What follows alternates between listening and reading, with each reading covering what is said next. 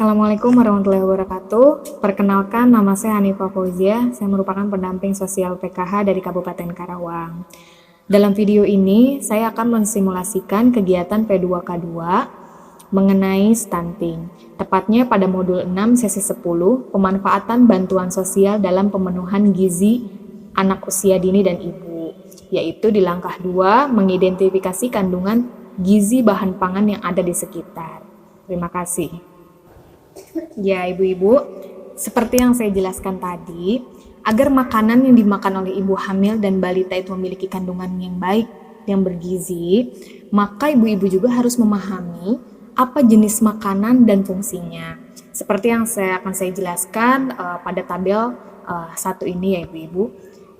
Tabel mengenai zat gizi pada bahan makanan dan fungsinya. Pertama di sini ibu-ibu bisa lihat mengenai makanan pokok. Makanan pokok itu kan bermacam-macam ya, seperti mungkin kalau di kita makannya nasi, atau di tempat lain ada yang makannya jagung, singkong, dan lain-lain, seperti itu. Nah, fungsi dari karbohidrat ini adalah sebagai sumber tenaga, berfungsi untuk berpikir dan bekerja. Selanjutnya ada juga lauk pauk. Lauk pauk itu dia adalah protein. Protein terbagi menjadi dua, yaitu protein hewani dan protein nabati.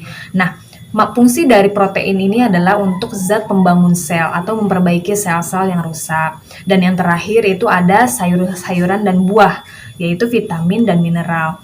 Fungsi dari vitamin dan mineral adalah membantu proses kerja tubuh dan mencegah berbagai penyakit. Nah, jadi dari tadi yang saya jelaskan semuanya, sebaiknya itu dapat kita penuhi dalam makanan kita sehari-hari, yaitu karbohidrat, protein, sayur, dan buah. Ya, ibu-ibu akan saya bentuk menjadi 3 kelompok ya ibu-ibu ya. Kelompok pertama yaitu kelompok ibu, kelompok makanan pokok, selanjutnya kelompok ibu yaitu kelompok lauk pauk, dan yang terakhir kelompok ibu itu kelompok sayur dan buah. Nah, jadi saya akan beri tugas. Pertama ibu-ibu harus mengidentifikasi atau ibu-ibu harus menentukan sumber-sumber pangan atau sumber-sumber makanan apa saja yang baik untuk ibu hamil dan balita. Bisa ibu lihat dari segi pertanian atau produk-produk pertanian, terus perkebunan, perikanan, atau peternakan. Jadi nanti ibu tulis semuanya apa aja menurut ibu bahan makanan yang baik, nanti kita akan lihat dia masuk ke dalam kategori apa. Gimana ibu-ibu udah pada selesai belum? Coba saya mau lihat hasilnya. Oke, ini dari Bu Midah. Nah, di sini jawaban Bu Midah itu kelompok Bu Midah itu kelompok apa Bu? Oh, ibu kelompok sayur mayur ya. Nah, di sini ada jawaban nasi merah, hati ayam, bayam, wortel, telur, pisang, pepaya, kacang hijau, tempe, dan tahu. Nah, ini sekarang kita kelompokkan ya pada tabel isi piringku. Nah, seperti ini. Jadi, dalam satu piring itu sebisa mungkin ada lauk, buah-buahan, karbohidrat, dan sayuran. Nah, sekarang kita identifikasi dari sini mana yang termasuk karbohidrat, mana yang termasuk lauk pauk, dan mana yang termasuk sayur buah. Oke, di sini jawabannya ada nasi, ada hati ayam, bayam, wortel, telur, pisang, pepaya, kacang hijau, tempe, tahu. Nah, sekarang kita kelompokkan ya dalam tabel isi piringku. Nah, di sini nasi masuknya ke dalam karbohidrat.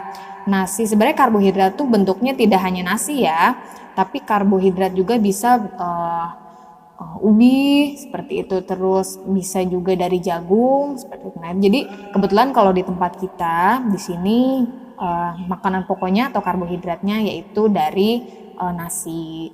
Nah, terus selanjutnya hati ayam. Nah, hati ayam berarti masuknya ke dalam lauk pauk. Nah, jadi hati ayam. Tadi sudah saya jelaskan kalau lauk pauk itu atau protein itu terbagi menjadi 2 ya, protein hewani dan protein nabati.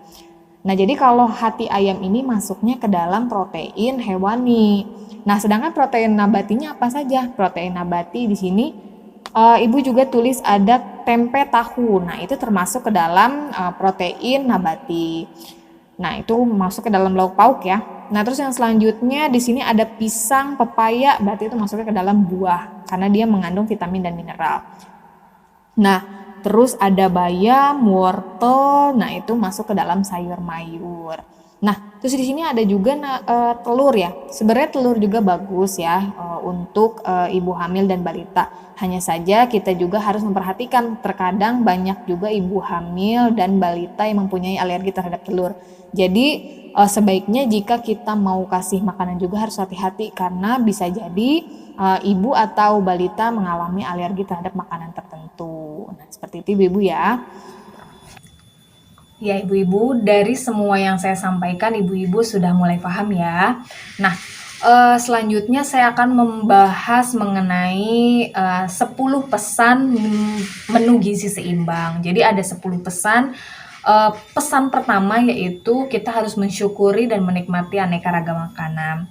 Yang kedua, banyak makan buah dan sayur. Yang ketiga, biasakan mengkonsumsi lauk pauk yang mengandung protein tinggi. Nah, selanjutnya yang keempat, biasakan mengkonsumsi aneka ragam makanan pokok. Nah, selanjutnya ada batasi konsumsi pangan atau makanan yang terlalu manis, asin, dan berlemak. Nah, yang selanjutnya yang keenam, biasakan sarapan pagi. Yang ketujuh, lakukan aktivitas fisik yang cukup dan pertahankan berat badan ideal. Nah, selanjutnya yang kedelapan, biasakan minum air putih yang cukup. Nah, yang kesembilan, biasakan membaca label pada makanan. Dan yang terakhir, yang kesepuluh adalah cuci tangan pakai sabun di air yang mengalir. Nah, jadi itu merupakan 10 pesan menu gizi seimbang yang sebisa mungkin harus kita terapkan dalam kehidupan sehari-hari ya. Kita ibu-ibu yang paham ya. Demikian video saya membahas mengenai langkah kedua dalam sesi 10. Kurang lebihnya saya mohon maaf. Billahi taufiq wal hidayah. Wassalamualaikum warahmatullahi wabarakatuh.